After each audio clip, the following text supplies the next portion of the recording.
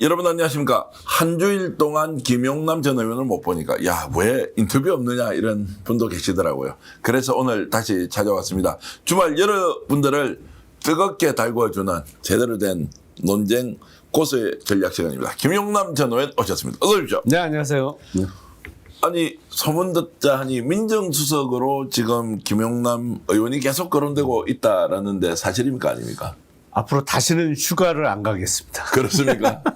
아니, 제가 잘못한 거는 지난주 휴가 가느냐고 방송을 일주일 뺀 거밖에 없어요. 솔직히. 그런데 바깥에 언론사 정보보고에 김용남 전 의원에 대해서 민정수석을 유력하게 검토하고 있다라고 이제 해서 실제 검토하고 있느냐? 아니면 저는 이제 그 금융공기업 이런 데는 좀 맡아서 하시면은 완전 좋다 뭐 이런 생각을 하고 있었는데 그런 얘기가 들려서 그래서 갑자기 일주일 동안 방송 쉬시나 뭐 이런 생각을 했습니다. 아니, 이렇게 저는 전혀 아는 바가 없고 정말로 뭐 어떤 원질이라도 받았으면 제가 모르겠는데 그런 게 전혀 없거든요. 그래서 그 가족들하고 휴가가 있는데 뭐 전화가 계속 오고 그러길래 도대체 뭐지? 저도 놀랐어요. 예. 뭐 오랫동안 쉬지 못해서 이제 가족들하고 정말로 좀 어떻게 이제 휴가를 다녀오셨는데 뭐 그만큼 김용남 전 의원에 대한 이제 관심도 높고 실제로 이재명 대통령, 이재명 정부에서 검토를 하고 있다 뭐 이런 거는 이제 추론이 가능하니까요. 그래서 뭐 무슨 소식이 들릴 것 같습니다. 뭐 감사한 일이죠. 이번에 보니까 최인호 전 의원도 이제 그 흑어죠. 예전에 이제 단주택 보증이고 요즘은 도시주택기금 뭐 쪽에 이제 대표로 이렇게 갔더라고요. 어쨌든 외부에서는 많이 들어가서 공정 운영에 참여하는 것 같고 최근에 제가 들어보니까 또 보수적 성향이라고 누가 봐더라도 충분히 이해할 만한 분도 또 정부에서 중용을 하겠다 이렇게 좀 생각을 하고 이런저런 협의를 한다는 얘기도 들었는데 아마 거기에는 김용남 전 의원도 포함되어 있을 것이다라고 제가 생각하고 있습니다. 한번 기다려 보겠습니다. 어쨌든 이번에 민정수석에 대한 이야기는 약간 와전이 되거나 뭐 언론사에서 뭐 갑자기 이렇게 정보 보고를 해서 깜짝 놀랐다 요 정도로 정리하겠습니다. 예. 그래도 기분 좋으시죠? 아니 원래 그게 이제 그 정말 가는 분들은 그 가고 나서 알게 되잖아요. 예. 그러니까 미리 이렇게 소문이 나는 경우는 아닌 것 같아요. 혹시 그 미리 소문 난다는 건 여론을 이렇게 한번 띄워보는 이런 것도 또 있지 않습니까? 어쨌든 뭐 지금은 약간의 해프닝이다 이렇게 하고 이제 본격적으로 오늘 주제 토론에 들어가 보겠습니다. 이재명 대통령 지지율이 이제 60%를 돌파했습니다. 갤럽이 조금 까다롭게 여론조사를 하는데도 불구하고 61% 정도의 지지율을 받았다. 의미가 상당히 있다고 볼 수 있습니까? 그렇죠. 이제 갤럽 기준으로 60%를 돌파해서 61% 지지율이 나왔는데 사실은 이유가 뭐냐? 지금 좋잖아요. 네. 뭐 모든 게 뭐 아주 문제가 없지는 않습니다만 일부 까다로운 문제 빼고는 지금 뭐 코스피도 그렇고 모든 게 정상화되면서 잘 풀려나가고 있는 것이고 그것에 대한 국민들의 평가가 이제 지지율 상승으로 반영된 것이 아닌가 싶습니다. 강선우 이제 의원 지금 무소속이죠. 이런 이슈는 이제 뇌물로 1억을 주고 받았다라는 의혹을 받고 있는 사건. 김경 민주당 소속, 강선우 의원 민주당 소속 그리고 장관 후보까지 거론이 됐던 사람의 이슈가 지지율에 별로 영향을 미치지 않는다. 이것도 좀 특이 현상으로 봐야 하느냐. 그런데 지금 이제 경찰에서 수사를 한참 하고 있고, 언론 보도를 통해서 사건의 실체가 조금씩 드러나기 시작하면서, 이제 곧 사법 처리가 다가오는 것 아닌가라고 이제 국민들이 생각하시는 것 같고, 물론 이제 그런 일 자체가 없는, 그러니까 완전 무결한 어떤 사람들의 집단이면 민주당이 그런 식으로 운영이 되면 더 좋겠습니다만, 이제 다 한결같을 수는 없는 거잖아요. 그러니까 근데 드러난 사실에 대해서는 원칙대로 지금 수사가 이루어지고 있기 때문에 그게 대통령의 지지율을 깎아먹는 요소로는 크게 작용하지 않는 것 같습니다. 요 원칙을 정해놓고 비리가 있으면 반드시 진실을 밝히라라고 하는 이 원론적인 대통령의 의지만 하더라도 이것이 이제 연동되어서 작동하지는 않는다 이렇게 볼 수 있는 것이고 이해운 전 의원에 대한 것도 이게 지금 인사청문회가 이제 이루어지고 있지 않습니까? 근데 이것도 처음에는 굉장히 논란이다. 그리고 자진 사퇴해야 할 것 아니냐라는 의견이 있었는데 뭐 청문회를 또 보니까 어쨌든 본인대로 할 말은 있어요. 그럼 이게 이제 최종적으로 대통령이 어떤 선택을 할 것인가의 문제가 있긴 하지만 이것도 지지율에 크게 영향이 없었다? 뭐 이렇게 봐야 됩니까? 그러니까 최종적으로 임명까지 갈지 여부는 좀 지켜봐야 될 것 같은데요. 제가 보기엔 이해운 후보자와 관련해서 국민의힘이 정말 이 후보자의 낙마를 목표로 삼았다면 저는 전략 미스라고 봐요. 실수를 했어요. 사실은 월요일 날 예정돼 있던 청문회를 그냥 했어야 돼요. 근데 국민의힘에서 그 보이콧 한 거잖아요. 결국엔 그리고 월요일 날 예정됐던 청문회가 취소되고 금요일 날 열리게 됐는데 월요일 날 청문회가 열리기 직전까지의 상황을 되돌아보면 이해운 후보자에 대해서 이런저런 의혹이 계속 터지면서 어떤 임명해서는 안 된다는 반대 여론이 이렇게 쭉 올라가고 있는 상황으로 보였는데 이게 월요일 날 예정됐던 청문회를 야당이 보이콧하면서 취소되면서 그 여론이 잠시 좀 푹 꺼지는 듯한 느낌을 받았습니다. 그리고 워낙 중간중간에 중요한 일이 많이 터졌어요. 한덕수 피고인에 대한 중형 선고, 그리고 대통령의 신년 기자회견, 그리고 코스피 5천 돌파, 뭐 이런 굵직굵직한 이벤트가 생기면서 이해운 후보자가 잠시 국민들의 그 관심 영역에서 며칠 동안이라도 좀 벗어나 있었어요. 그러면서 이 임명 반대 여론이 좀 딴 거에 묻히는, 잊혀지는 그런 효과를 냈던 것 같아요. 그러니까 오히려 국민의힘이 이해운 후보자 만약에 최종적으로 임명이 이루어진다면 도와준 꼴이 될 것 같아요. 그래서 두 가지 면을 좀 봐야 될 거예요. 인사청문회라는 이제 이 중요한 과정에 실제로 특정한 무엇에 투자를 잘못했다, 불법 투자가 되었다, 그래서 엄청난 시세 차익을 거뒀다라고 하는 것도 시점상으로 보면 물론 언론이 취재를 하는 것이지만 인사청문회 과정에서 만약에 시세 차익을 10억, 20억 봤다. 그리고 사실혼 관계에 있었으나 결혼을 쉽게 얘기하면 이제 혼인신고를 하지 않고 이렇게 있었다라는 게 인사청문회 과정에서 만약 나왔다라고 하면 이게 초대형 악재지 않습니까? 그렇죠. 임명을 못하는데 이것도 이제 일찍 다루어버리고 막 그거보다 더 큰 게 안 터지니까 어떻게 되느냐 뭐 이런 면에서 한번 좀 전술적인 측면을 좀 생각해 볼 필요가 있는 것 같고 두 번째는 인사청문회 과정에서 말씀하셨듯이 월요일 날 하지 않으니까 예운이 지금까지 져야 할 책임이 엄청 많은데 야 국힘 그래도 아니 청문회는 하다가 쫓아내야 될 거 아니냐 이제 이렇게 지금 가버리니까 책임론이 국힘 쪽으로 가면서 자연스럽게 그러면은 인사청문회도 안 하는데 대통령 그냥 임명 감행하세요라고 하는 여론이 이제 조금씩 올라오기 시작했습니다. 그러면서 이제 금요일 날 이렇게 이제 인사청문회를 했는데 지금 현재까지 나와 있는 걸로 봐서는 논란이 똑같이 반복되고 있다. 새로운 것이 없다라고 하고 나름대로 해명을 하는데 100% 납득은 못하지만 아파트를 사기 위해서 위장한 건 아니구나. 결혼 관계가 굉장히 뭔가 이상해서 뭐 이렇다고 하니까 100% 아웃 이렇게 하는 것에서 그럴 수 있어 없어 이제라고 하니까 고민이 좀 깊어지겠다라는 생각이 드는데 그래도 어려운 질문 드리겠습니다. 전망이 어떻습니까? 임명할 것 같아요? 못할 것 같아요? 근데 결국에는 그 청와대에서도 여론의 향배를 좀 보겠죠.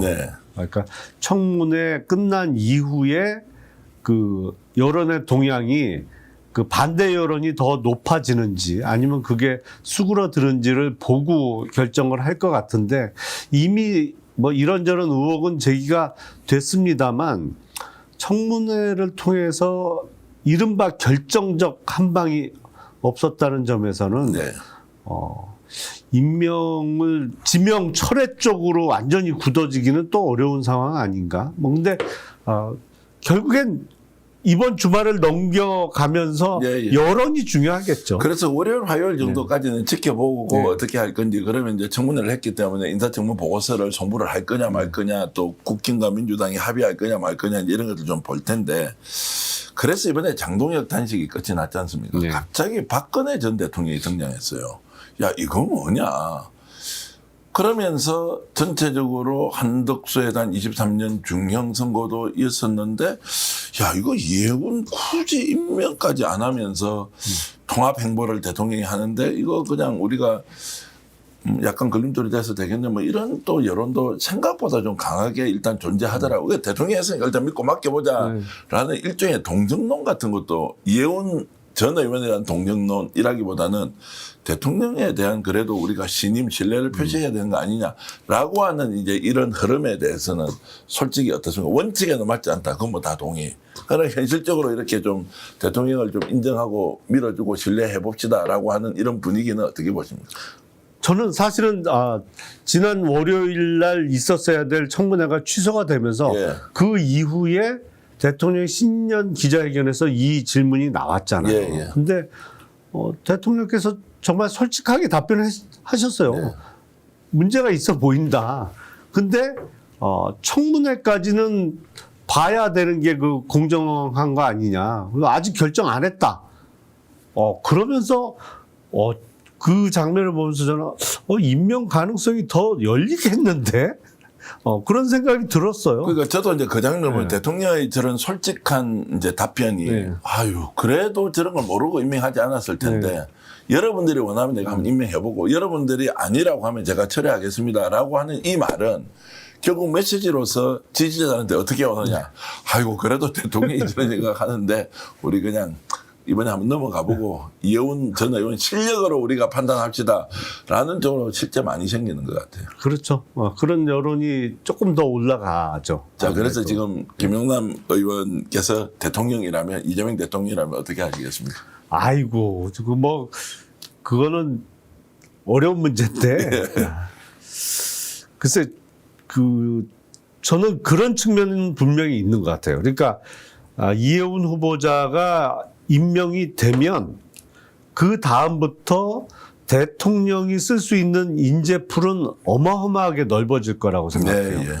그러니까 지금 우리가 인사청문회 제도를 실시한 이후에 뭐 이미 시간이 꽤 많이 흘렀습니다만 그럴 수 있거든요.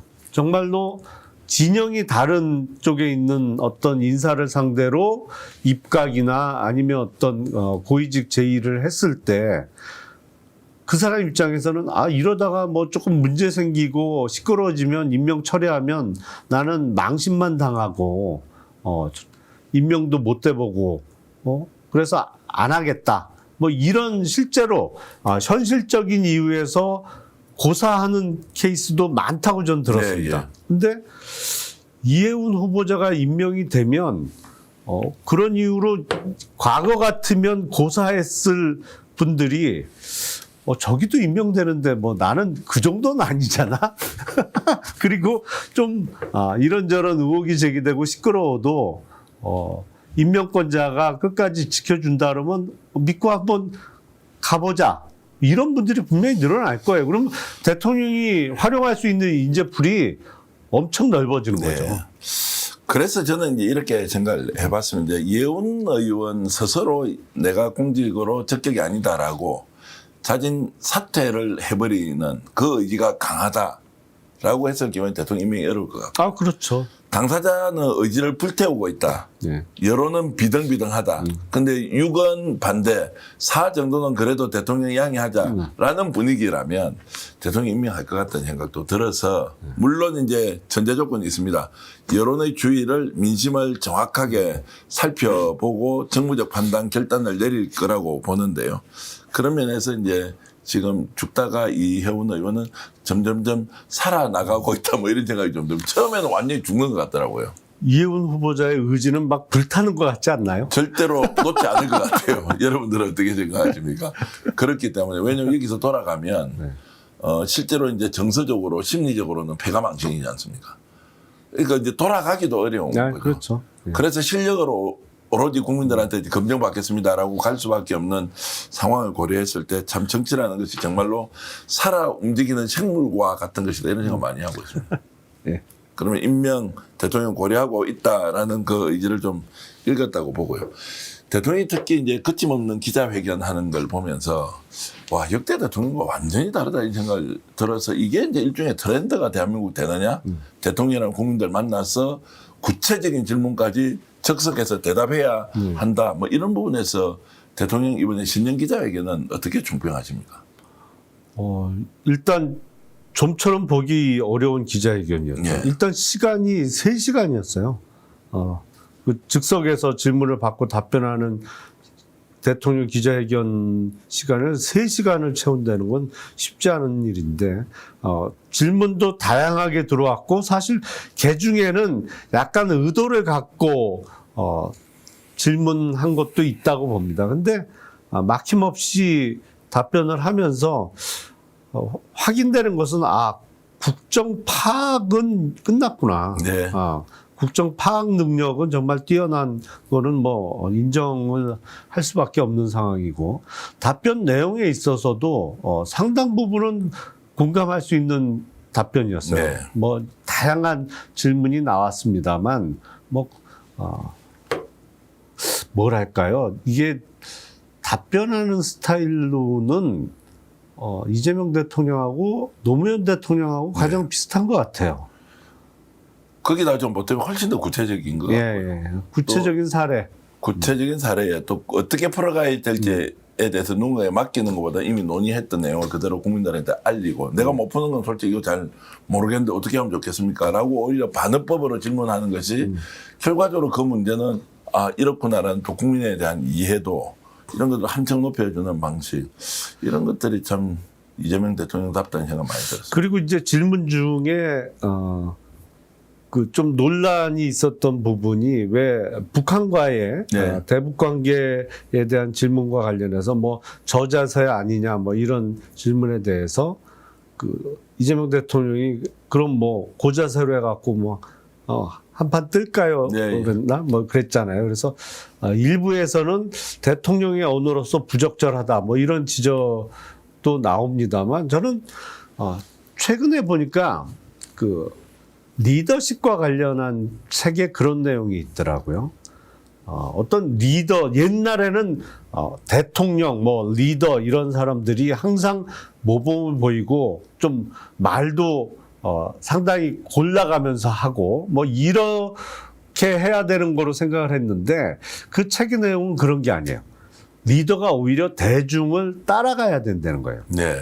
리더가 대중을 따라가면 그 대중이 리더를 따른다. 그런 내용이더라고요. 네. 그래서 리더가 먼저 팔로워가 되라. 대중을 따라가는. 근데 이재명 대통령의 그런 발언 내용을 보면서 제가 그 책의 내용이 기억이 났어요. 네. 저런 게 바로 그거 아닌가. 대중과 괴리되는 어떤 리더의 모습이 아니고, 사실은 뭐, 욕설이 아닌 한 대중이 쓰는 언어를 통해서 대중과 호흡을 하고 눈높이를 맞추면 그 대중이 리더를 따라가는 거죠. 네. 노무현 대통령 때는 우리가 들으면서 야 대통령 진짜 맞는 말 한다 이렇게 많이 했거든요. 그리고 정말로 그 열정 막 가슴에 불을 질러 버리지 않습니까? 근데 이재명 대통령이 이번에 신년 기자회견을 하면서 들었던 저희 지인 몇 명은 이런 이야기 하더라고요. 내가 하고 싶은 말을 다 하고 있다는 거예요. 그러니까 대통령이 말 잘한다, 논리적으로 옳다 이게 아니고 내가 하고 싶은 얘기를 이미 대통령이 다 하고 있다. 그 말을 듣고 제가 이렇게 표현했죠. 네가 그만큼 똑똑해진 거라고. 국민들이 실제로 지난 3년 동안 윤석열 폭정하에서 어떻게 대한민국 민주주의를 만들어 가야 될 것인가의 그 집중적인 고민에 몸으로서 행동으로서 실천으로서 증명했다. 대통령이 같이 움직였지 않습니까? 그러니까 대통령이 이미 하는 발언은 내가 하고 싶은 얘기를 대신해 주는 굉장히 가까워진 이제 이런 이제 대통령상을 이제 만드니까 야 이거 다음에 자기 대통령이 오더라도 이거 바꿀 수 없을 거다. 여기서 바로 구중궁궐에 벽을 쳐서 소통의 장벽을 만드는 순간 대통령 되기도 어려울 건데 뭐 이렇게 충분히 생각할 정도로 우리끼리 그런 이야기를 좀 나눴거든요. 너무 고맙기도 하고 대통령이 한편으로는 진짜 국민 옆에 있는 대통령으로 왔구나. 그 이웃집 아저씨가 그냥 뭐 하는 것처럼 이렇게 되니까 지금까지 보지 못했던 이제 대통령상, 리더의 상 이게 지방선거 때도 엄청나게 영향을 미친다. 한국 정치 문화에도 아마 상상 못할 정도의 이런 많은 변화를 이제 가져올 것이라고 이제 생각을 하고 있고요. 자, 그러면서 참 이재명 대통령이 보여줬던 이제 이런 모습 때문에 좀 더 이해훈 의원은 죽다가 좀 살아나기도 하고 강선우 이슈가 터졌는데도 이게 지지율로 별로 반영도 좀 안 되는 것 같고 이제 이렇게 제가 이제 보면서 아 우리가 정말로 역사적 대전환기에 있구나 뭐 이런 생각을 했고요. 이 질문 조금 드려보겠습니다. 매일 우리가 뉴스를 다루지 않습니까? 뉴스를 예전 같으면 이제 강선우 이슈 하나만 가지고 일주일 갔을 수도 있고요. 그럼요. 최소 사흘은 갔을 네, 텐데요. 네. 이게 워낙 많은 사건이 동시다발적으로 터지니까 이게 사건이 터지는 것이냐 아니면 대한민국이 그만큼 모든 분야에 대해서 역동적으로 바뀌고 있느냐 이제 여기에 대해서도 우리끼리 이야기를 한번 한 적이 있거든요. 매일 이렇게 많은 뉴스가 자 코스피 5천 그리고 한중 정상회담이 끝난 지 며칠 됐습니까? 그거 지금 뉴스에 아예 사라지고 없어요. 통일교 지금 특검해야 되는데 제가 방송에 보면 통일교는 보지도 않아요 사람들이. 그 강선우 이슈 있죠. 김경 이슈 있죠. 그 뭐 정청래 대표 이슈도 지금 이제 터져서 우리가 얘기를 나누겠지만 그만큼 많은 일이 동시다발적으로 쏟아지는 이 현상을 또 어떻게 이해를 해야 될 것이냐 좀 질문을 드립니다.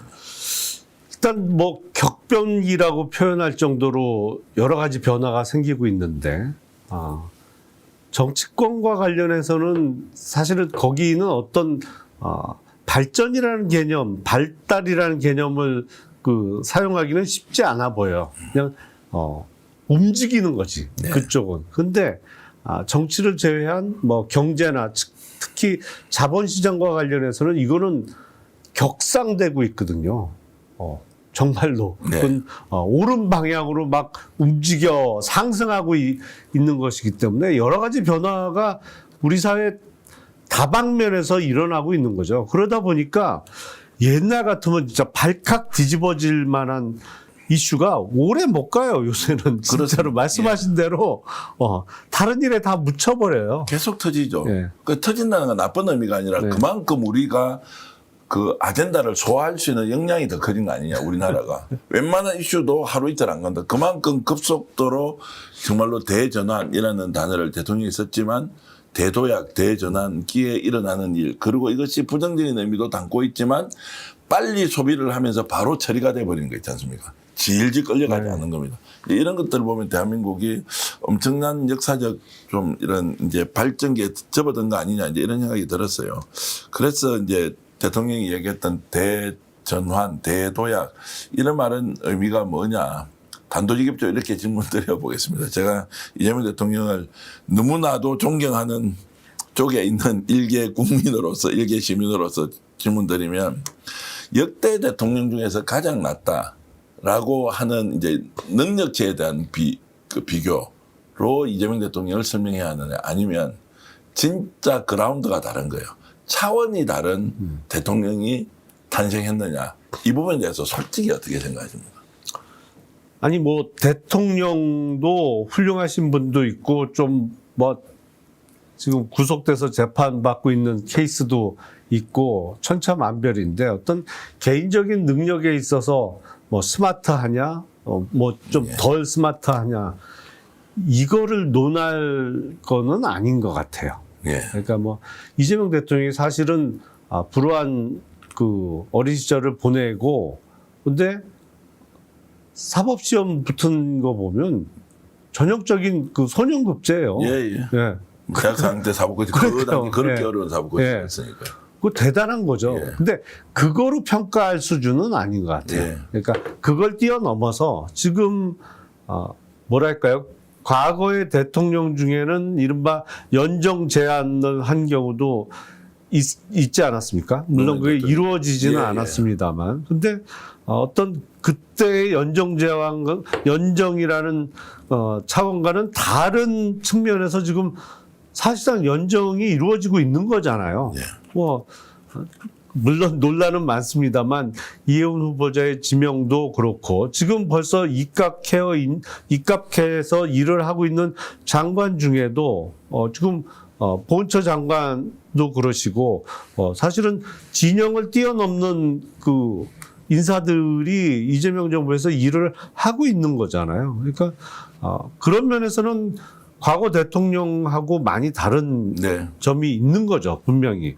그리고 무엇보다도 그 어떤 우리나라 경제의 그 정상화 내지는 삐뚤어졌던 구조를 그래도 공정하게 돌아갈 수 있게 이제 고쳐 나가고 있는 측면에서는 역대 어느 정부보다도 지금 실적을 내고 있고 네. 속도의 면에서나 방향성의 면에서나 가장 잘하고 있는 거죠. 그래서 저는 이제 이런 느낌입니다. 이제 함께 고민을 해봤으면 좋겠는데 이게 근본이 바뀌는 시대에 접어들었다. 이재명 대통령이 국정 운영을 시작하면서 코스피가 2,800대에서 불과 뭐 7개월, 8개월 만에 뭐 6월부터로 따지면 지금 한 7, 8개월 됐지 않습니까?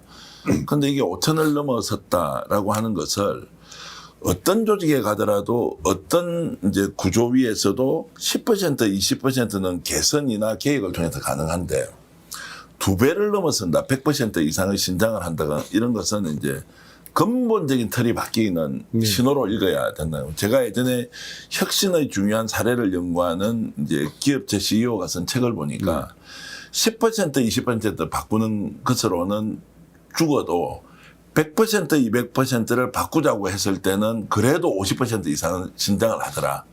그 근본적인 혁신의 시기가 왔다라고 했을 때는 우리는 어떤 선택을 할 것이냐. 이런 거를 제가 글로 본 적이 있는데 요즘 제가 느끼는 것은 이재명 대통령은 대한민국의 원판을 바꾸려고 하는구나. 근본 자체를 바꾸려고 하는구나. 그런데 그 근본과 원판은 현실 위에서 존재하는 거지 않습니까? 그 현실에 살고 있는 우리는 관성, 이미 인지되어 있는 지식, 경험 이런 기준으로 이재명 대통령을 설명하려고 하는데 그러다 보니까 미스매치도 있고 뭐 잘했다 잘못했다도 있는데 아예 다른 운동장에서 차원이 다르게 국정의 새로운 질서를 만든다 이런 생각이 저는 좀 들었고요. 또 한편으로는 이게 대한민국의 표준 모델 정도로 이재명 대통령이 꿈을 꾸고 있다 이런 느낌이 요즘 좀 안 들어요. 민주주의라는 것을 K민주주의를 통해서 세계에 확산시키자고 대통령이 이야기했을 때 저는 깜짝 놀랐습니다. 아니 민주주의 대한민국이 잘하면 되지 왜 이거 세계에 수출하냐고요. 근데 인류애적 접근을 한다고 하면 이제 갑자기 제가 좀 신앙적으로 갈 수 있지만 거기에 대해서 이제 경계하면서 말씀을 좀 드리면 K민주주의를 전 세계 시민들이 함께 쓰도록 한다는 것은 대한민국의 이 모델이 우리 세계의 표준이 되도록 하자. 라고 하는 생각까지 이재명 대통령이 갖고 있다라는 생각을 하면서 호불호의 문제를 떠나서 와, 이분은 근본이 아예 다르구나. 우리 같은 이제 이런 사람들하고는 근본을 다르게 좀 접근해서 가고 있구나. 뭐 이런 생각이 제가 들어서 그 기반 위에서 내가 어떻게 살 것인지, 선출직으로 나간다면 어떻게 할 것인지, 공직에 혹시 임명된다면 어떻게 할 것인지, 국민으로서 대한민국에 산다면 또 어떻게 해야 할 것인지를 좀 고민해보는 계기를 삼았으면 좋겠다. 이렇게 제가 장황하게 논평을 한번 했습니다. 아니 근데 우리가 과거에는 민주주의 하면 사실은 우리는 민주주의의 역사가 짧고 이런저런 경험도 부족하고 이렇게 생각을 했잖아요. 근데 지금 현 상황에서 그 세계 여러 나라의 민주주의를 한번 보세요. 네. 우리가 항상 민주주의를 생각할 때는 미국을 표본으로 생각을 했었어요. 은연중에.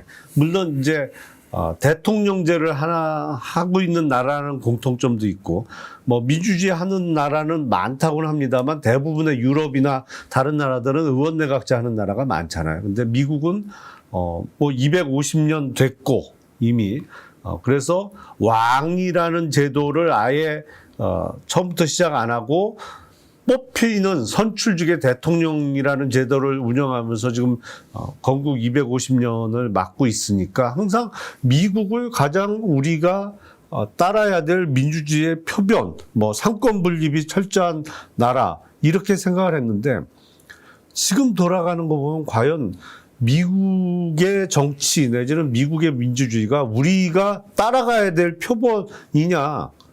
아니죠, 사실은. 그러니까요. 예, 완전 갸우뚱이잖아요. 갸우뚱이 아니고 지금 뭐 이미 이제 그렇죠. 폐기 처분해야 될 민주주의죠. 그러니까 그 미국을 바라보면 이제 어떤 직접 민주주의라는 시스템이 이제 한계에 다다랐나? 네. 이런 생각을 할 정도로 이상하게 흘러가고 있잖아요. 네. 그러면 K 민주주의가 전 세계 표변이 못 될 이유가 없는 거죠. 네. 사실은.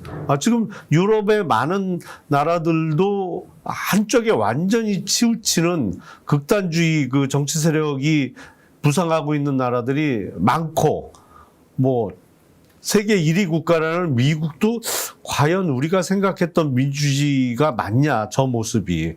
뭐 그러고 있는 와중에 우리는 최근의 위기, 네. 정말 위로부터의 내란, 친위 쿠데타를 이겨내고 지금 민주주의를 잘 지켜내고 정착시키고 있는 거잖아요. 그럼 네.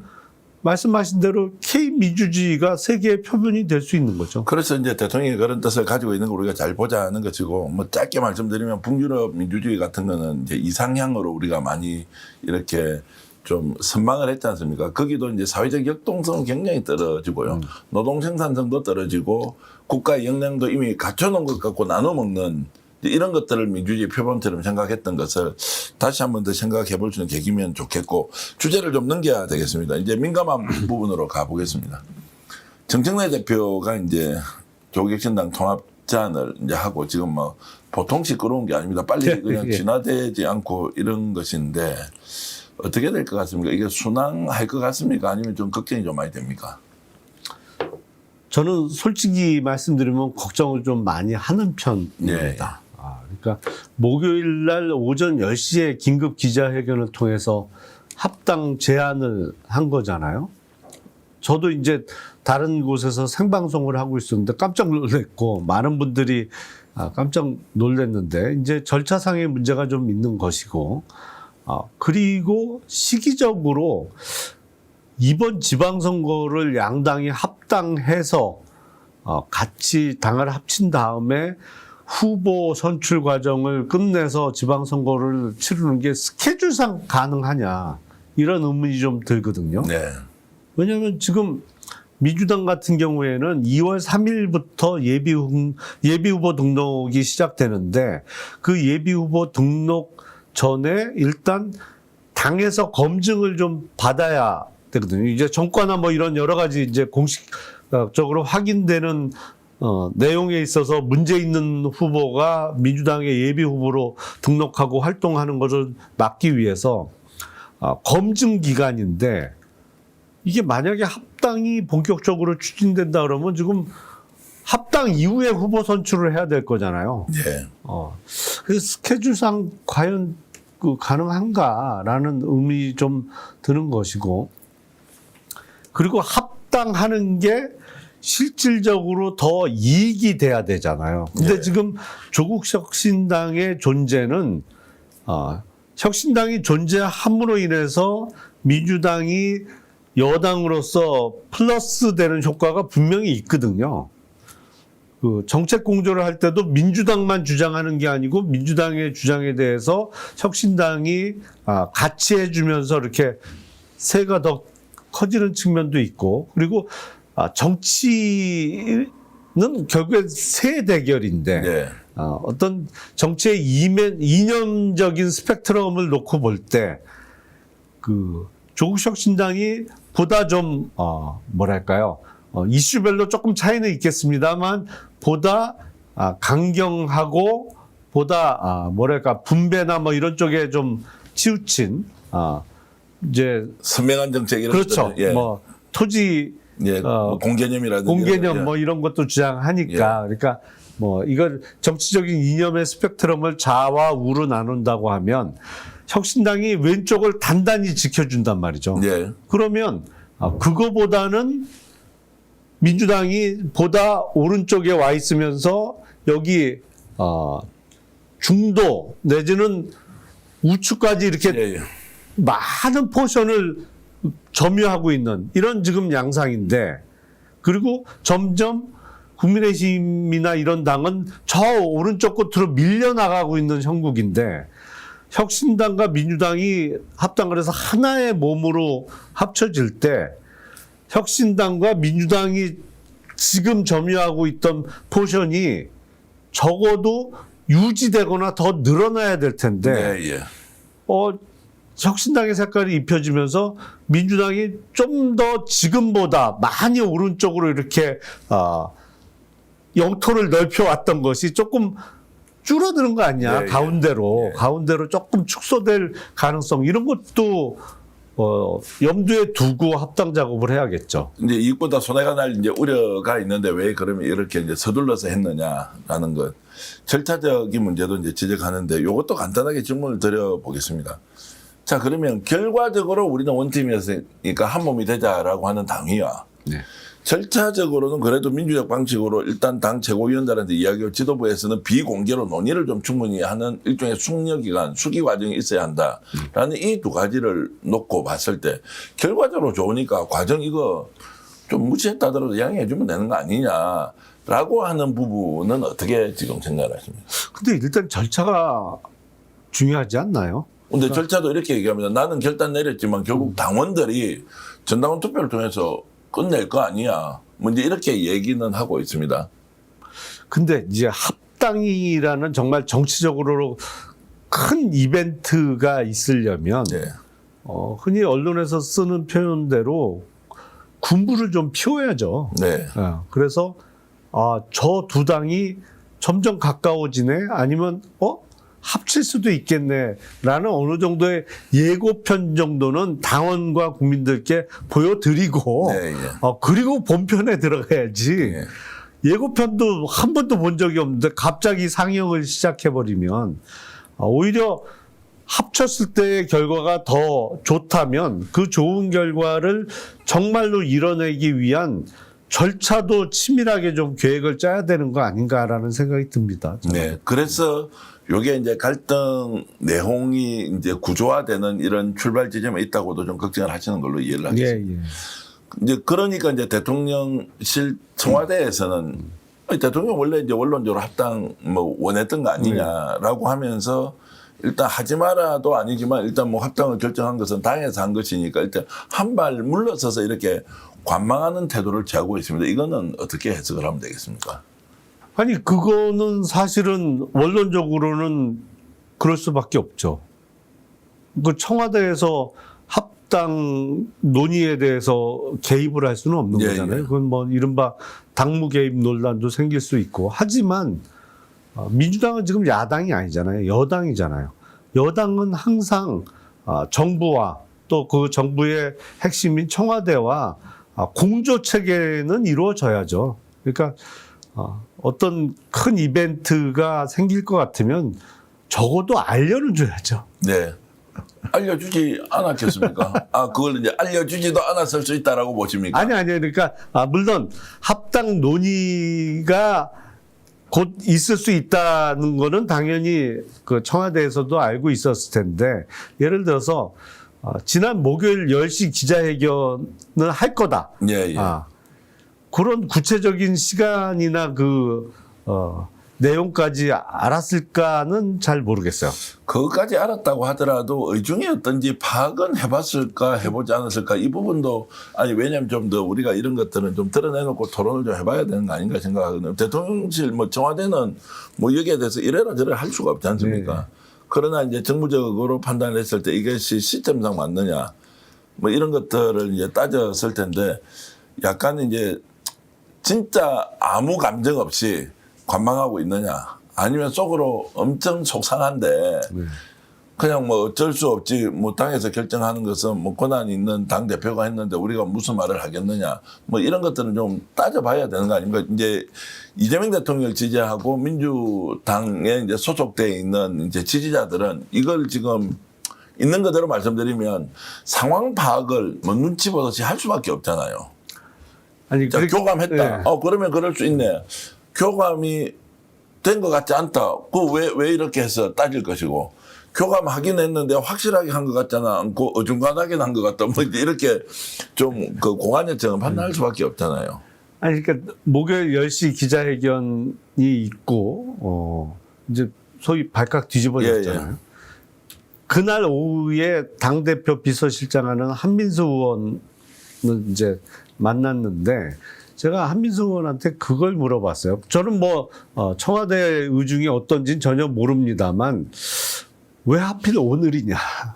이게 목요일 분위기 보면 그 전날 한덕수 피고인에 대한 중형 선고가 있었죠. 그리고 대통령 신년 기자회견 잘 끝났죠. 맞죠. 그리고 5천이죠. 목요일 날 9시에 장 개장하고 예. 그 10시 사이에 5천을 뚫었어요. 예, 예. 개장하자마자. 예. 그래서 제가 이제 한민수 의원한테 물은 게 그겁니다. 지금 좋은 일이 너무너무 많아서 축제가 시작됐는데 이 축제를 좀 즐기게 놔뒀어야 되는 거 아니냐. 적어도 하루 이틀이라도. 근데 9시 개장해갖고 5천 뚫고 와 다 이러고 있는데 10시에 기자회견을 하면서 그 코스피 5천이 그냥 약간 많이 좀 묻혔다. 예, 예. 그래서 좀 축제를 즐길 시간을 주셔야 되는 거 아니냐. 그런 질문을 했거든요. 아니, 저는 정말, 제 개인적인 감정이었어요. 그게. 예, 예. 그 청와대의 의중은 어떤지 모르겠습니다만. 그런 면에서 좀 아쉬운 거죠. 답변은 어떻게 해야 하는가요? 그거는 명확한 답변은 제가 들은 기억이 없습니다. 어쨌든 이야기만 했다는 것. 예. 그래서 약간 찬물을 끼얹는다 또는 뭐 내가 하는 일도 중요하니까 당대표로서 권한이 있으니까 요 정도는 발표해야 한다. 매일 뭐 뉴스는 쏟아지고 있는데 뭐 이런 생각을 했을까요? 아니 왜냐하면 이 사안이 단순하게 누구를 임명하고 임명하지 않는 이런 이슈가 아니잖아요. 그렇죠. 당대당 통합이라는 건 당의 명운과 관련된 부분에 대한 이제 업무 처리를 어떻게 할 것이냐라고 하는 것은 10가지를 살펴라고 참모들이 이야기하면 20가지, 30가지를 살펴봐야 되죠. 근데 이게 좀 느닷없이 이루어졌다는 느낌 지울 수가 없고 반발을 하는 사람도 당무회의에 아예 가버리지 않아요. 그리고 사퇴까지 해야 된다는 이야기를 지금 해버립니다. 그러니까 세게 나와서 이제 붙어버리고 모르겠다 나도 그럼 안 할래 라고 할 정도의 상황을 예측했을 텐데 당대표라면 그럼 수습은 어떻게 할 거냐고요. 없던 걸로 돌릴 수도 없고 이제 이러면 결국 당이 내분 상태에 들어가 버리는 이것은 가장 최악의 상황. 그래서 청와대는 미리 이 상황을 알아차리고 이제 원론적으로 당대표가 그렇게 할 수 있다. 그리고 원래 통합은 의지가 있었다 이런 정도로 이제 하면서 그런데 이제 대통령께서 그런 의중이 있다라고 얘기를 했는데도 아예 반발을 노골적으로 하면서 강덕구 의원, 이현주 의원 그리고 지금 황민선 의원이 최고위원인데 아예 뭐 사퇴 거부를 해버리고 아예 붙자 이렇게 이제 나와버린 거예요. 그래서 이게 진짜 심각하다라고 보는 거거든요. 그 수습이 되겠느냐는 부분도 있고. 그러니까 지금 좋은 일이 많이 있어서 이렇게 즐거워야 될 시기인데 그 당이 조금 시끄러지는 것 같아서 그 혼란스러운 상황이 만들어졌는데 이거 사실은 당 대표 입장에서는 뒤로 물러서기도 어려운 문제죠. 네. 그렇다고 앞으로 나가자니 지금 반발이 센 것이고 진퇴양난 말 그대로 진퇴양난의 상황이 됐는데 글쎄 이거를 슬기롭게 풀어가야 될 텐데 저는 이게 정말 당원의 대부분 그리고 소속 의원들의 대부분이 찬성을 해도 스케줄상 정말 빡빡한 일정으로밖에 생각 안 되거든요. 네. 일사천리로 합당 작업을 쫙 진행해도 글쎄요 빨리 진행하면 3월까지 끝낼 수 있을까요? 3월까지는 무조건 끝내야죠. 그래야 지방선거 치르죠. 예. 그래 이제 60일 전에 다 후보까지 정하기로 그렇죠. 공언을 한 바가 있기 때문에요. 그러니까요. 근데 일정이 너무 급해 보여요. 자, 그래서 이게 이제 큰일 났다. 지금 세 사람이 이제 아예 한 목소리를 내고 반발을 하고 있습니다. 그러면 최고위원이 지금 7명, 그중에 4사람이면 어떻게 됩니까? 제가 이제 이 말씀까지 드리는 것은 정청래 대표가 정치력을 최대한 발휘해서 반발은 일단 3사람을 우선적으로 설득시켜야 하는 게 하나가 있고, 두 번째는 당원들도 원론적으로 동의한 사람이 좀 더 많다 하더라도 반대자가 만약 30-40% 나오지 않습니까? 그러면 언급하셨듯이 통합이 되고 난 뒤에 이 감당되냐고요. 조국혁신은 못 받아들이겠다. 또는 나 이게 동의하지 않아. 지금 댓글로 보면 댓글은 대체로 반대하는 분들이 엄청 격렬하게 올리고요. 전체적으로는 좀 이제 여론의 흐름은 당원들 그래도 합당하는 게 맞지 않느냐. 이런 걸로 지금 이제 충돌 양상인데, 그러면 지도부 또는 지도 체제가 지금 유지가 되느냐 안 되느냐 이제 이런 것까지 저는 갈 수 있다고 보고 있어서, 절대로 이 말씀을 드리는 게 부추기거나 이런 것이 아니라 이게 민심의 동요나 행방 이제 이런 것들이 굉장히 좀 복잡하게 된다. 그래서 이제 정청래 대표가 얻은 게 뭐야? 이런 게 뭐야? 뭐 당일론적으로는 맞다라고 하더라도 시기가 지금이야? 또 왜 사전에 공개를 하지 않았지?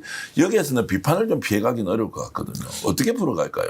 그렇죠. 근데 지금 상황에서는 정청래 대표가 최대한 설명하고 양해를 구해야겠죠. 네. 그러니까 사실은 군부를 피웠어야 돼요. 아무리 봐도. 예. 하고 뭐 그런 과정에 당원들 간의 찬반 토론도 생기겠습니다만, 그래서 뭐 그래도 전국적으로는 합쳐져야 되니까 뭐 이렇게 동의해주는 당원이 적어도 70-80% 이상은 돼야 이 합당이 이른바 시너지 효과를 낼 수가 있는데, 너무 갑자기 툭 던져진 이슈에 대해서 확 붙어버리면, 그러면 이게 합쳤을 때 시너지 효과가 안 나면 손해잖아요, 이게.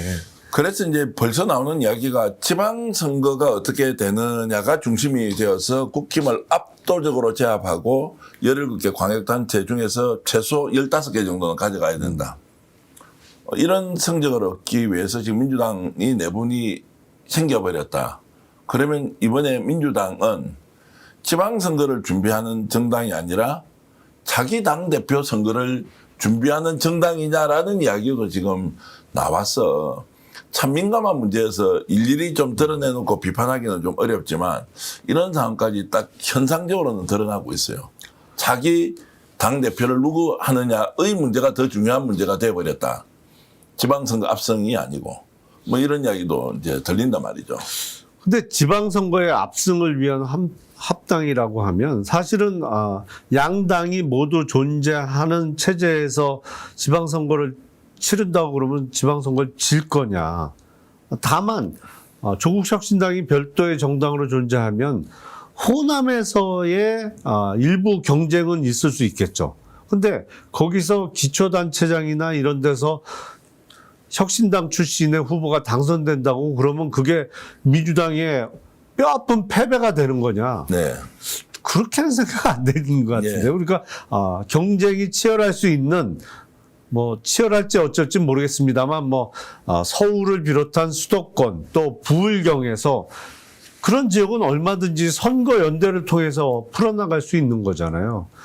그래서 정말로 합당을 이뤄낸다면 합당해서 예상보다 더 좋은 성적표가 나와야 될 텐데, 만약에 그 성적이 기대에 못 미친다 그러면 이 이슈를 처음에 공식적으로 제기하고 추진했던 정청래 당대표는 부담이 클 수밖에 없겠죠. 그래서 제가 취재를 해보니까 정청래 대표 당연히 물러설 수가 없고요. 또 조국혁신당의 조국 대표는 어떤 결과가 나오든 나는 이번에 이제 출마한다고 또 오늘 선언까지 했어요. 뭐 선언이라는 게 공식 선언은 아니고 어쨌든 이제 그 광주에서 행사에 가서 그런 이야기까지 이제 했는데, 그러면 결국엔 정 대표가 갖고 있는 생각을 밀어붙이고 갈 건데, 그러면 강덕구 의원, 이현주 의원 그리고 황명선 최고위원까지 3사람의 그러면 지도부는 여기서 물러설 수 있느냐? 뭐 이것도 지금 잘 안 되는 상황이어서 이제 딱 패가 꼬였다라는 표현이 좀 맞는 것 같고요. 그래서 이제 누가 이것을 풀어갈 것인지 걱정을 많이 한다. 뭐 이런 이야기가 들려서 참 우리는 그럼 어떻게 해야 되죠? 이재명 대통령 성공시켜야 되고 대한민국 발전해야 되고 민주당도 잘 돼야 되는데 이게 어떻게 해야 되죠? 이런 싸움이면 왜 우리를 어떤 사람 편들도록 강요하느냐 이 생각이 한편 들기도 하고요. 아니 풀어 나가야죠. 이제 풀리겠죠. 예, 예. 근데 풀어 나가는 과정에서 머리는 좀 아프겠죠. 예. 그냥 쉽게는 풀릴 문제 같지는 않으니까. 예. 그래서 그게 이제 아쉬운 거예요. 우리 한참 즐거워야 되는데 예. 적어도 당분간은 갑자기 스트레스가 확 와가지고 왜 우리한테 이런 걸 강요해? 민주당 좀 잘하고 있지. 그리고 조국혁신당하고 합당해야 되면 진짜 지방선거 국면이 벌어져서 너무나도 양쪽 논리가 팽팽하게 맞으면서 후보 단일화도 잘 안 돼요. 후보 단일화 최대한 시도해봐. 야, 근데 국민들이 바라보고 있다가, 차라리 이럴 바에 그냥 합치세요. 왜 이러세요? 그럼 진짜 국힘이 이기겠다라고 하면서 지방선거를 앞두고 후보를 다 선출한 상태에서 레이스가 시작된 거예요. 그때 이제 정치적으로 전격적인 합당을 선언하는데 이걸 통해서 우리가 돌파하겠습니다. 여러분 모아주십시오. 우리 이만큼 양보했습니다. 조국혁신당 우리 정말 우당으로서 함께 정말로 완전 심판합시다.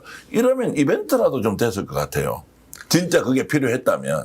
근데 그 합당을 안 하고 각기 지방선거를 준비해서 치른다고 해서 야 이거 이러다가는 국힘한테 밀려서 지겠다 이런 상황이 만들어질까요? 아니 그러니까 이제 그걸 저는 뭐 전적으로 동의를 하면서도 혹시라도 이제 그렇게 되었을 때 합당을 뭐 한다 이러면은 그 전격성이 가지는 이런 효과가 있는데 지금 합당 바로 이야기를 하는 것은 아무리 봐도 당이라는 것을 끌고 와서 형식 논리로 다른 의도와 목적을 관철시키기 위한 수단으로 합당이 지금 이용된 거 아니냐라고 저는 생각을 하는데 진위 여부를 저도 이제 파악을 할 수 없으니까 뭐 지켜만 보고 있는데 이거 지금 당 큰일 났다 어떻게 수습이 되지 생각보다 거칠게 내부 갈등이 생길 수밖에 없다라고 하는 상황이어서 좀 질문을 드려요. 그러니까 대표님처럼 생각하시는 당원들이 많이 계시면 예. 이 쉽게 풀어갈 수 있는 문제가 아니죠. 저만 그렇게 생각하는 건 아니고 뭐 어쨌든 좀 많이 있는 것 같습니다. 그 많다는 게 이제 비율적으로는 어떤지 모르겠는데 이게 합당의 문제를 그럼 51대 49면 51이 찬성 49가 반대하면 합당하면 됩니까? 그러면 이게 다른 선출하고 다른 거지 않습니까? 그러면 7대 3이면 합당하면 됩니까? 이것도 쉽지 않은 문제이기 때문에 참 복잡하다. 그래서 정청래 대표가 잘 풀어나가길 진심으로 바라는데 이 말씀도 드리면서 좀 아쉽습니다. 김어준 뉴스 공장에도 아쉽다. 이게 절차적으로 좀 잘했으면 좋겠다. 이런 이야기도 하고는 있더라고요. 아니 그러니까 거듭 말씀드립니다만 지금은 우리가 마냥 좋고 마냥 행복해야 될 적어도 그런 시점인데 하여튼 방식이 이제 좀 거칠다라는 것으로 양해해야 될 만한 수준인지 방식이 거칠기 때문에 합당을 추진하면 안 된다라는 걸로 결론이 날지 어쨌든 당위를 이야기하는 분은 과정의 좀 불편함을 좀 수용하자는 것이고 과정의 불편함이 모든 민주주의의 가장 중요한 원칙이다라고 생각하는 사람은 또 합당을 지금 이 시기에서 하면 안 된다라는 게 같이 나오고 있습니다. 하여튼 여러분들의 의견 계속 살피면서 방송 이어갈 것이고요. 장동혁 대표 쪽 이야기를 좀 그래도 짧고 강하게 좀 해야 될 것 같은데 결국 장동혁 대표가 이긴 게 아니라 이제 농담입니다. 유형아 의원이 이겼다라는 이런 그 일종의 우스갯소리. 박근혜 전 대통령의 등장 어떻게 보셨습니까? 저는 그 모습을 보면서 장동혁 대표가 정말 출구 전략을 못 찾았구나. 예. 사실 그 모습은 제1야당의 대표가 8일 동안 단식을 이어가다가 단식을 중단하기에는 너무 뭐랄까요. 명분도 약하고 좀 궁색하잖아요. 그러니까 처음부터 단식의 명분이 너무 약한 거 아닌가? 도대체 강한 요구사항을 분명히 하면서 단식을 해야 되는데 통일교 특검을 민주당이 안 하겠다는 게 전혀 아니고 받겠다는데 왜 단식을 하냐. 그러니까 신천지는 수사하지 말고 통일교만 하자. 뭐 이런 입장이었다가 그게 여론이 안 좋아지니까 신천지도 하는데 통일교 특검 따로 신천지 특검 따로 뭐 이렇게 주장을 하면서 단식을 이어간 거잖아요. 저게 단식할 일인가? 저건 협상의 문제인데 네. 대화로 해결하면 되는 문제인데 그래서 야 도대체 무슨 명분으로 단식을 그만둘 수 있을까? 이른바 출구 전략을 어떻게 짤까? 그게 궁금했는데 뜻하지 않는 인물이 그 등장을 했어요. 그러면서 거기서 단식 오래 하면 건강 상하니까 단식 그만하겠다고 이 자리에서 말씀해 주십시오. 그러니까 네 그렇게 하겠습니다. 네. 바로 그래서 그냥 단식 끝냈는데 궁색해요. 유행하 의원이 요 메신저 역할을 한 거 맞죠? 그거 확인을 해야 우리가 이야기하면 아니면 했다는 뭐 추론이 가능하다 이 정도 해야 됩니다. 아니 근데 박근혜 전 대통령이 움직였다는 것은 근데 유영하 의원 말고 메신저 역할을 할 사람이 누가 있나요? 없죠. 저는 아무리 찾아봐도 없는데. 윤석열 만날 때도 그렇고 네. 또 지난 지방선거 때 대구시장 네. 관련해서 유영하 전 의원에 대해서 유영하 변호사죠 그때는. 네. 이 사람은 이렇습니다. 그래 여러분들이 도와주면 좋겠습니다. 이렇게 막 나섰단 말이죠. 이번에도 그런 의심 있는 처리를 원해서 저런 이벤트를 연출했을 수도 있다라는 것인데, 자, 그러나 이제 현실 정치이기 때문에 장동혁 대표가 저 정도로 박근혜 전 대통령을 통해서 탈출구를 찾았다고 하면 대구시장 선거할 때 유영하 후보 쪽으로 장동혁 대표가 도와줄 수 있습니까? 그런데 대구에서도 제가 알기로는 박근혜 전 대통령의 영향력은 대단히 제한적인 네. 것으로 알고 있어요. 예. 예전하고 달라요. 네. 예. 그래서 유영하 의원은 어쨌든 이제 현역 국회의원이 됐잖아요. 그러면 언제까지 그 어떤 박근혜의 대리인 내지는 박근혜의 사자로서의 본인의 존재 의미만 항상 부각시킬 거냐. 아니 그건 국회의원 배지 없어도 할 수 있는 거잖아요. 그거 네, 예. 심부름하고 이런 일은. 그래서 저는 유영하 의원의 정치의 목적이 도대체 뭐냐. 왜 정치를 하냐. 그러니까 한 이틀 정도 이 문제에 대해서 박근혜 전 대통령의 등장에 대해서 막 이런저런 비판이 있으면 유영하 의원은 굉장히 오해를 받는 거잖아요. 자기는 순수한 의도에서 박근혜 전 대통령이 직접 장동혁 대표를 찾아갔다라고 하는데 언론에서는 다 배우의 유영하가 있다. 네. 이게 뭔가 지금 꼼수 있는 거 아니냐라고 비판을 하면 빨리 나와서 그거 아니다. 이게 박근혜 전 대통령이 진심으로 장동혁 대표를 걱정해서 이렇게 한 것이다라고 이렇게 이제 하면 아마 언론에서 보도하지 않겠습니까? 아직까지 그 보도는 본 적이 없어요. 그럼 본인이 오해받는 것도 좀 피하고 박근혜 전 대통령의 순수성도 인정받고 장동혁은 박 전 대통령을 통해서 탈출구도 찾았으니까 여러 가지가 동시에 좋지 않습니까? 근데 그런 얘기 아직까지 안 한다. 저는 뭐 아무리 이번에 장동혁 대표가 그 단식 중단하는데 유영하 의원이 뭐 도와줬다고 하더라도 예.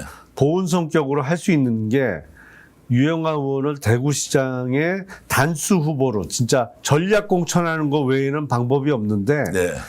그건 안 될 거라고 생각해요. 알겠습니다. 그 말씀 제가 듣고 보니까 제가 혼자 오버하고 있는 겁니다. 어쨌든 순수한 마음으로 장동혁 대표 생명에 이제 위협을 느끼고 있는 그 상황에서 전직 대통령으로서 이제 장동혁 대표를 위로하면서 다른 길로 열심히 싸웁시다라고 했다는 정도로 이제 하고요. 장동혁 대표 이렇게 이제 살아 돌아가면 지방선거까지 계속 이제 지도 체제는 유지된다 이렇게 보십니까? 아니 근데 장동혁 체제가 쉽지 않아 보였는데 대체제가 없어졌다는 의미에서는 갈 것 같아요. 네. 왜냐하면 저는 장동혁 대표가 단식을 이어가는 중간에 한동훈 전 대표가 무조건 찾아갔어야 된다고 봐요. 네. 그러면 이 찾아와서 건강 걱정해주고 여기서 그만두십시오. 다 뭐 찾아오는 사람은 그런 얘기하러 가는 건데 그거 어떻게 제명해요? 네. 찾아와서 걱정해주는 척하고 어쨌든 카메라 앞에서 그런 모습이 비춰지는데 그 장동혁 대표가 저 사람은 제명 이거 할 수 있겠어요? 네. 그래서 주위에서 가라고 여러 사람이 얘기한 거로 알고 있어요. 끝까지 안 간다고. 끝까지 안 갔어요. 그래서 오히려 본인 스스로가 본인의 그 국민의힘에서의 위치를 그냥 본인 스스로 고립시켜 버린 거 아닌가. 네. 그러면 장동혁 체제가 무너질 경우에 대체제가 없는 거죠 지금. 오늘 마지막 말씀드리면서 이 생각했습니다. 장동혁 대표가 이겼다. 장동혁 대표 때문에 국힘이 지방선거에서도 이길까? 이렇게 제가 정리하겠습니다. 장동혁 대표가 이겼다는 의미는 당내 투쟁에서 이겼다. 예. 그거죠. 장동혁 스스로 살아났다. 그러나 지방선거 때는 어떤 이제 성격이 거둘지 지켜보기로 하고요. 아유, 정신없이 이렇게 말씀 나누는데 김용남 전 의원이 오실 때마다 기분 좋게 이렇게 방송 마칩니다. 오늘도 시청해주신 여러분께 진심으로 감사의 말씀드리고요. 저희들 스픽스몰에서 판매하고 있는 제품 방건조 이너 그리고 자동차 보험도 여러분 상담 전화번호 1644-1226, 1644-1226 하시면 여러 상담 내용이 여러분들의 살림살이에 도움되도록 해드리고 있습니다. 스픽스몰 그리고 스픽스가 광고하는 내용 눈여겨보시고 필요한 분들 이용해 주시면 고맙겠습니다. 김용만 전 의원과 함께한 고소의 전략 모두 마치겠습니다. 남은 주말과 휴일 행복하게 보내시고 다음 주에 또 다시 뵙겠습니다. 인사드리면서 방송 모두 마치겠습니다. 여러분 고맙습니다.